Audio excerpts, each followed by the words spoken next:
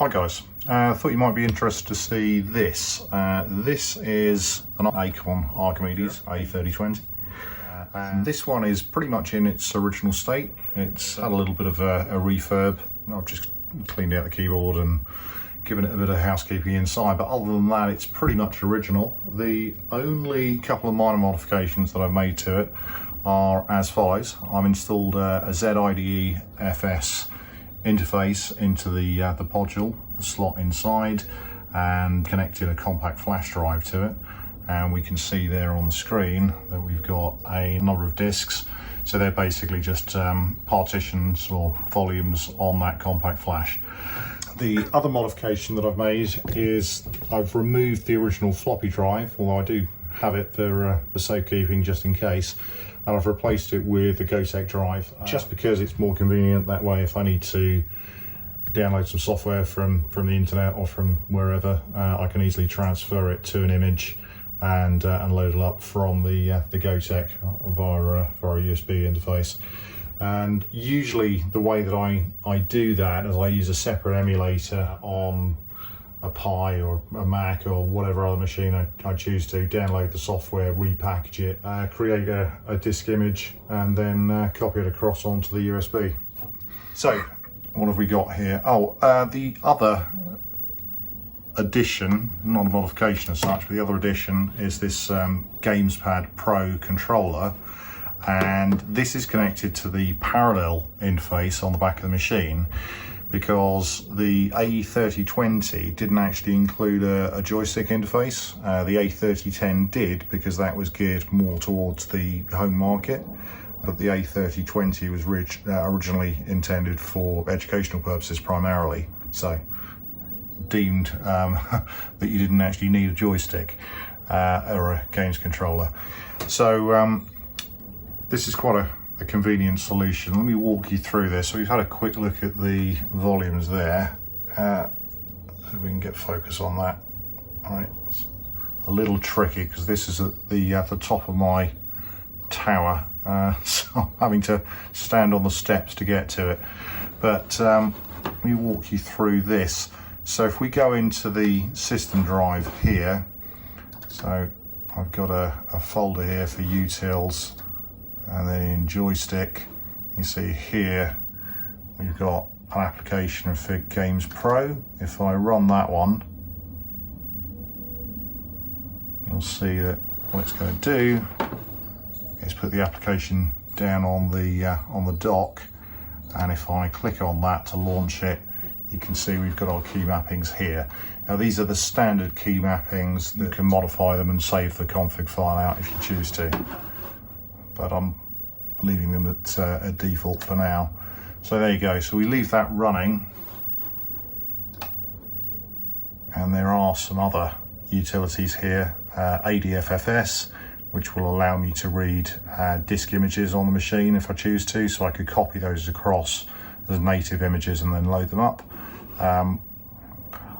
We've got ArcFS and Sparkplug, which are utilities that allow me to extract compressed or effectively zipped files. We'll come back out of there for now. And then if we go into the games drive here, so there's a number of original Archimedes games when it comes up. There we go. And let's pick one that needs a joystick, or supports a joystick, I should say. So if we go into Pacmania, now you'll see that it's not utilizing the full screen. And the reason for that is that this is actually a VGA monitor. And whilst it will work quite happily with the Archimedes, let me just turn the music off. Whilst it will work quite happily with the Archimedes, the screen mode is less than ideal for some games in simple terms. But if you choose to, you can always just extend the display a little bit, which improves things. We've got the option to either play with keys using the standard key set. This is going to be kind of interesting to do with one hand. Okay, but you can see, there you go, there's the Z and X keys. There's the up and down keys using the comma and the /. Okay, which is going to be nigh impossible to play with one hand. And jump, in this case, is on the return key. So if I grab the games controller here, okay, there you go. Oops. So now we're controlling it using the games controller, and that all works great. So we'll quit out of there. Most games it's control escape to exit, but not necessarily. Okay, and we'll go back and let's grab another one. So this time we're going to try Xenon 2, and the reason I'm going to show you this is because some games have got better support natively for VGA. So you can see now, obviously where we stretched the screen previously, it's slightly off, so we'll just drag that back up. Okay, let's put Xenon 2 down onto the dock for us. If we left click on that once to launch it, because this supports VGA properly, there you go, it's come up full screen. Now I'm going to use the games controller again. And my gameplay skills are going to look pitiful with one hand, I'm afraid, but you'll get the idea. And actually, this game is fantastic on the Archimedes, has to be said, but not with keys. You definitely need a games controller to play this, in my opinion. Okay, here we go. Okay, so this is really just to demonstrate that all the controls are working. So I'm going to die rapidly because I can't control it with one hand, but you get the idea.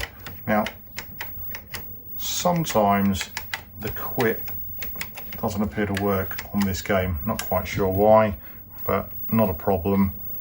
Standard Acorn brake, shift and the brake key, and we're back to the desktop, or we will be shortly. There you go. Okay, so that's about all there is to show you on this, really. I've got some other applications. So there's Advanced, which is basically Acorn Archimedes Office. But essentially, that's it. There you go. One Acorn Archimedes A3020 with the GamesPad Pro connected via the parallel port, and a ZIDEFS compact flash or disk controller with a compact flash, and multiple drives, a VGA monitor, Acorn VGA monitor, and an original Archimedes mouse, and a Gotek. There you go. All right, guys, thanks very much. Cheers.